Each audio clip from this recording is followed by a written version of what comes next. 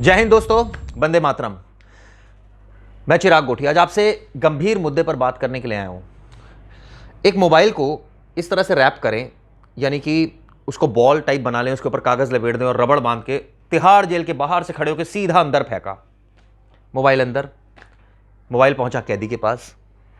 एक तो ये मॉडस ऑपरेंडी है जो तिहाड़ जेल के कैदी आजकल इस्तेमाल कर रहे हैं। दूसरी मॉडस ऑपरेंडी, जूते में छिपा लिया। तीसरी मॉडस ऑपरेंडी, छोटा मोबाइल निगल लिया। क्या आपको लगता है कि ये सारी चीज़ें पकड़ में आ जाती हैं या नहीं आती? कई बार आ भी जाती है और कई बार नहीं भी आती है, क्योंकि जो एक तरह से कहा जाए पुलिस लगी होती है, एक तरफ जहां तिहाड़ का प्रशासन लगा है, डीजीपी लेवल के ऑफिसर वहां पोस्टेड होते हैं, वहीं वार्डन होते हैं, सुपरिटेंडेंट्स होते हैं, वहीं नीचे जो होते हैं स्टाफ होता है वो सिक्योरिटी में पैरामिलिट्री फोर्सेस के जवान होते हैं, जिसको तमिलनाडु पुलिस भी कहा जाता है, वो जवान होते हैं। मैं खुद कई बार तिहाड़ जेल गया। मेरा एक दोस्त तिहाड़ जेल में बंद था, मैं उससे मिलने गया। तो जैसे हम तिहाड़ जेल जाते थे, हम तो फ़ोन कर देते थे सुपरिटेंडेंट को कि हमें मिलना है उनसे, तो वो हमें मिलवा देते थे। जाते ही सबसे पहले गाड़ी का नंबर नोट होता था, गाड़ी अंदर जाती थी, हमारे एक मोहर लगती थी जेल के बिल्कुल बाहर, चाहे कोई भी जेल हो, एक मोहर लगती थी, नाम नोट होता था। मोबाइल अगर होता था तो हम गाड़ी में छोड़ के जाते थे और उसके बाद हम कैदी से मिल लेते थे। कई बार सुपरिटेंडेंट के कमरे में, कई बार जहाँ वो लॉज होता था वहाँ मिलते थे। कहने का मतलब ये है कि तिहाड़ जेल में क्या हो रहा है।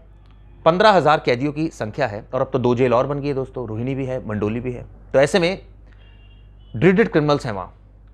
तिहाड़ एक तरह से कहा जाए कि अपराधियों का या अपराध का कॉल सेंटर बन गया है।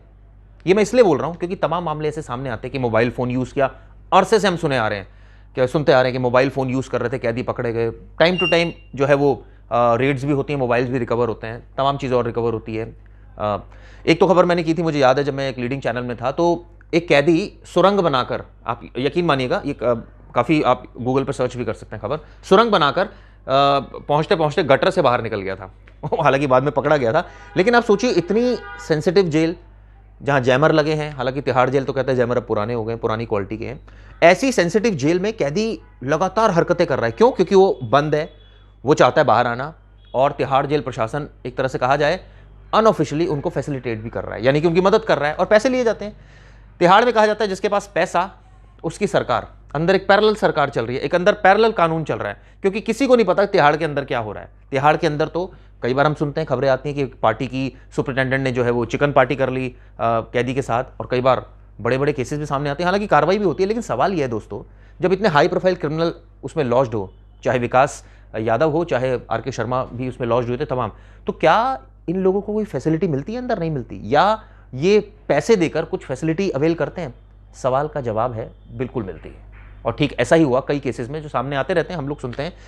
एक ताज़ा मामले की ओर आपका ध्यान आकर्षित करने जा रहा हूं। दरअसल इतनी सारी भूमिका मैंने इसलिए बनाई क्योंकि मैं चाह रहा था कि आपको थोड़ा तिहाड़ के बारे में बताऊं। वैसे तो कई लोगों को पता भी होगा, कॉल सेंटर बनता जा रहा है तिहाड़ अब, यानी कि जो तिहाड़ में जो अपराधी हैं, अपराध है, वो एक तरह से मोबाइल्स का इस्तेमाल कर रहे हैं। और मोबाइल कैसे आ रहे हैं, कौन इसके लिए जिम्मेदार है? तिहाड़ जेल प्रशासन जिम्मेदार है, या उनकी मॉडस ऑपरेंडी, उनका दिमाग, जिस तरह से वो मोबाइल अंदर लेकर आ रहे हैं? कैसे अंदर जा रहे हैं दोस्तों? इसका मतलब कहीं ना कहीं इन्वॉल्वमेंट है, कहीं ना कहीं पैसे का चढ़ावा होता है, कहीं ना कहीं सोर्स यानी कि जान पहचान का फायदा मिलता है। ऐसा क्यों हो रहा है? और ये तब हो रहा है जब देश की सबसे सुरक्षित कही जाने वाली जेल है ये, जहां पर बहुत ड्रीडेड क्रिमिनल्स लॉज है, जहां पर टेररिस्ट लॉज है। तो ऐसे में मैं ये नहीं कह रहा पुलिस काम नहीं कर रही या तिहाड़ जेल प्रशासन काम नहीं करता, कई बार कार्रवाई भी करता है, और इतने सारे लोगों को मैनेज करने के लिए बहुत कम स्टाफ है दोस्तों। आपको पता है तिहाड़ जेल का, दिल्ली सरकार के अंडर आती है तिहाड़ जेल। हालांकि डेपुटेशन पर जो डीजीपी होता है वो होम मिनिस्ट्री, यानी कि जो आईपीएस ऑफिसर होता है वही जाता है, लेकिन जो सारा बजट कंट्रोल करती है, वो सैलरीज जो तिहाड़ का स्टाफ होता है वो दिल्ली सरकार करती है। यानी साफ है कि कहीं ना कहीं 2 सरकारों का इन्वॉल्वमेंट है। उसके बावजूद देश की सबसे सुरक्षित जेल कई बार सवालों के घेरे में होती है। और कई बार मैं बात करता हूँ जब सीनियर ऑफिसर से, तो कहते हैं अब इतनी बड़ी जेल है, इतने कम लोग हैं, इतने सारे क्रिमिनल हैं, और वो भी ऐसे क्रिमिनल हैं जो सारे शातिर दिमाग के हैं, तो थोड़ी बहुत इंसिडेंट्स तो होते ही रहेंगे। आपको क्या लगता है, होने चाहिए? थोड़े बहुत का मतलब थोड़े बहुत होते हैं या फिर बहुत सारे होते हैं? क्योंकि कई ऐसे होते हैं दोस्तों जो रिपोर्ट नहीं होते और लगातार होते रहते हैं। एक ताज़ा मामला सामने आया, दिल्ली पुलिस की स्पेशल सेल ने एक टेररिस्ट के यहाँ, उनको खबर मिलती है, आपको याद होगा मुंबई में मुकेश अंबानी के घर के बाहर से जिलेटिन मिल रहा था एक गाड़ी में, और जब जांच की गई तो पता चला कि जो आरोपी थे उसमें वो टेलीग्राम पर चैट कर रहे थे, और वो चैट कहाँ से ओरिजिनेट हुई? तिहाड़ जेल से। यानी कि तिहाड़ जेल में जो टेररिस्ट था वो बैठ के टेलीग्राम में चैट्स कर रहा है और वो आगे डायरेक्शन दे रहा है, वो मोबाइल सीज हो गया और लगातार उसकी इन्वेस्टिगेशन की जा रही है। लेकिन कितनी गंभीर बात है कि तिहाड़ जेल से साजिश रची जा रही थी मुकेश अंबानी के घर ब्लास्ट करने की, इसको इस सेंस में अगर देखा जाए या फिर इसको किसी और सेंस में देखा जाए। हालांकि जैसे एक संगठन है उसने रिस्पॉन्सिबिलिटी क्लेम की बाद में इनकार भी कर दिया, लेकिन क्या वाकई तिहाड़ जेल कॉल सेंटर बन गया? क्या वाकई जो अपराधी है, चाहे टेररिस्ट हो, एक अलग गैंग चला रहे हैं, अंदर एक्सटॉर्शन रैकेट चल रहे हैं? ये अपने आप में गंभीर बात है और जाहिर तौर पर तमाम ऐसी खबरें भी आती हैं दोस्तों समय समय पर। लेकिन क्या ऐसे अपराधियों पर स्पेशल नजर नहीं रखनी चाहिए तिहाड़ जेल प्रशासन को? क्या तिहाड़ जेल प्रशासन मिला हुआ है ऐसे अपराधियों से? क्योंकि तभी ऐसा ही ये संभव है कि इस तरह की गैंग्स ऑपरेट हो, इस तरह से एक्सटॉर्शन कॉल जो है वो जनरेट हो। हालांकि तिहाड़ जेल, मैं एक बात और बोलना चाहूंगा, समय समय पर कार्रवाई तो करता है, लेकिन फिर भी ये सिलसिला थमने का नाम नहीं ले रहा। ये ताज़ा मामला सामने जो मैंने आपसे डिस्कस किया दोस्तों, किस तरह से स्पेशल सेल ने पूरे मामले को अब जांच की जा रही है कि मोबाइल जो है, यानी कि जो मुकेश अंबानी के घर के बाहर जेलेटिन जो मिला, और उसकी जो अगर देखा जाए तो पूरी जो भूमिका थी वो यहीं से शुरू हुई, तिहाड़ जेल से। यहाँ से टेलीग्राम चैट हो रही है, वहाँ से डायरेक्शन मिल रही है और वहाँ से एग्जीक्यूट हो रहा है। यानी गंभीर बात है। और तिहाड़ जेल प्रशासन क्या कॉल सेंटर बन गया है अपराधियों का, अपराध का, या फिर इसको ये कहा जाए कि एक अलग तरह की यूनिक मॉडस ऑपरेंडी के जरिए तिहाड़ जेल के जो कैदी हैं वो गच्चा देते रहते हैं तिहाड़ जेल को? क्या तिहाड़ जेल प्रशासन इसमें इन्वॉल्व है? नहीं। ये वीडियो आपको दोस्तों कैसे लगी? तमाम मैंने आपको रिसर्च इसलिए बताई कि ये हम अरसे से सुनते आ रहे हैं, लेकिन आप यकीन मानिएगा अरसे से कार्रवाई भी हो रही है, लेकिन वैसी कार्रवाई नहीं हो रही जिससे ये कहा जाए कि बिल्कुल जीरो टॉलरेंस हो जाए, यानी कि जो डाटा है वो जीरो हो जाए। क्योंकि तिहाड़ जेल का कहना है कि स्टाफ कम है और उनको बहुत काम करने पड़ते हैं। तो दोस्तों, इतना सब कुछ तिहाड़ जेल में हो रहा है तो इसकी वजह क्या है? क्या जो वहां कर्मी काम कर रहे हैं, यानी तिहाड़ जेल प्रशासन, उनकी सैलरीज कम है? क्या उनको मोटिवेशन लेवल नहीं मिलता? क्या वो ओवरबर्डन्ड है, यानी काम उनको बहुत ज्यादा करना पड़ता है? भ्रष्टाचार क्यों है तिहाड़ जेल प्रशासन के अंदर?